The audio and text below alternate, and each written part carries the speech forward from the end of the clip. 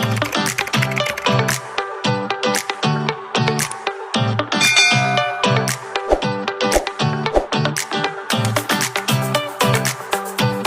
good morning everyone! In this video, I show you another tutorial how to start and to end the thread of your cross stitch. This is the project that we're doing now. The tulip flowers. So, ipakita na ako anong saan pagkuan sa strands. Kay ang ako ang napili nga i-cross stitch ron is ang number 9 man. Number 9, so color yellow. So, makuha ta og isa ka hibla. So, inanaw lang na siya paghila. Dili ra na siya mag-rumble kay iyan lang yung matagak ra na siya ba. So, set aside na to. And then, sumana nito ang karayom. And then, sa isa ka hibla, naa siya'y unom ka strands. So, pakita na ako, no? Naa siya unom ka strands.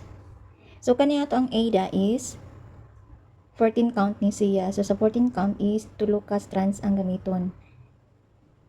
So, unom ni siya ka strands 1, 2, 3, 4, 5, 6. So, magkuha rataan na o tulo. So, sa paghati po nimo sa thread is ipabitay lang na nimo siya. So, ipabitay lang nato na siya, no? And then, hinihinayon na nimo siya ana. So, kusa na sila magbulag. Dili na magrambol ang tumoy ana kay kuan man. Nakabitay raman ang tumoy. So, pag inana, tabangan na lang po nimo kuan, hawit sa imuhang baba ang pikas para mamao. So, number 9 naman to ato ang gipili no, ato ang sukon. So, number 9 is ang color green. So, karon ipakita na ko sa inyo unsaon pag-start ang pagtahi sa cross stitching nga para nindot pud or clean tan-aw nang inyong agi. So, diri ta mag-start no.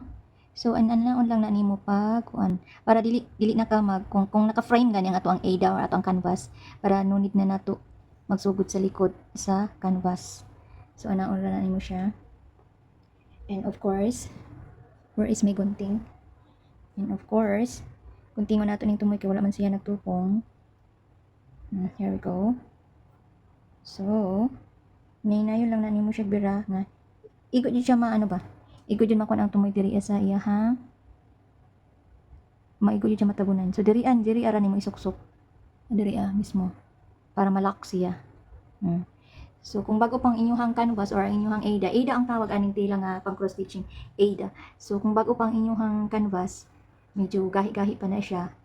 So lisod ninyo ito. So kay ang kaning karayom sa pang cross stitching is kuan man ni siya gud kanang dili ha ito tumoy ba.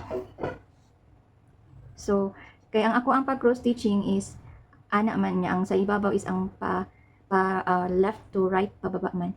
So dito as ako nga side going right up.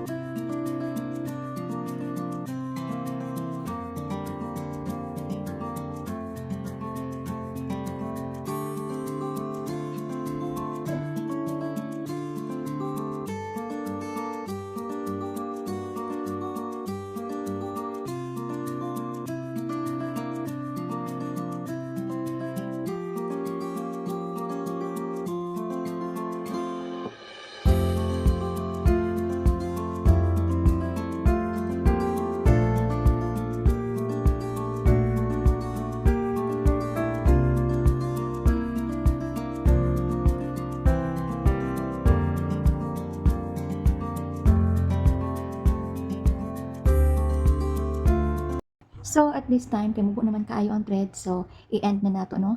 So inayon siya kamubo. So, kanang nakita ninyo, kani siya nga kuan, di ba? Ang ano is alternate ang uban. Ang kani diri is paslanting, tapos kani pahaba. So, the same procedure atong pag-start nato. Ato ara gyapon siyang isuksok diri Kay kani siya, di ba? Diri ang atong agi kay siya pahaba tapos ipaslanting ni diri So, diri ta mo suksok. Kumbaga, itago lang nato ang karayom diri Hinahinayon lang. So, nasuksok na to siya. Isuksok na to sa inani gani So kay alternate man ni siya kay kanang diri pahaba man ni siya diri. Ang sunod diri is pahalang. So dito ana to isuksok ang atong karayom para malak siya. Tapos kani diri is pahaba naman ni diri sa taas. Idiretso nato na siya dira Ana lang. And then kay pareho ra man ni siya tanan nga green. Pareho ra man ni siya tanan diri ang green. Pareho ra tanan og color sa halo nga yellow. So by the next time nga magtahi ta diri kani siya diri matabunan ra po ni siya nya. The same ra gyapon ang way sa ato ang pag-start sa pagtahi. So ana na tapos guntingon lang nato ana. O di ba? And then ipakita nako ang sa likod kung unsa siya kanit siya tan-awon sa likod. So mao na ni siya ang sa likod niya ganiha. O di ba? Kanang limpyo ra kay siya tan-awon kay wala ta nagbuhol og mga thread diri sa likod. So limpyo ra siya tan-awon. Although ang uban kanang naay mga kumpiti mo nang main ani ang resulta like kanang lagi gani ang kuan ang baka nimo sa imuhang thread. So main ani ang resulta. Pero kung inani isa lang jud ka direction ang imuhang pagtahi, so main ani ang iyang resulta. So pareha ni diri Limpyo ra siya tan-awon. Thank you for watching. Have a Diba? great day.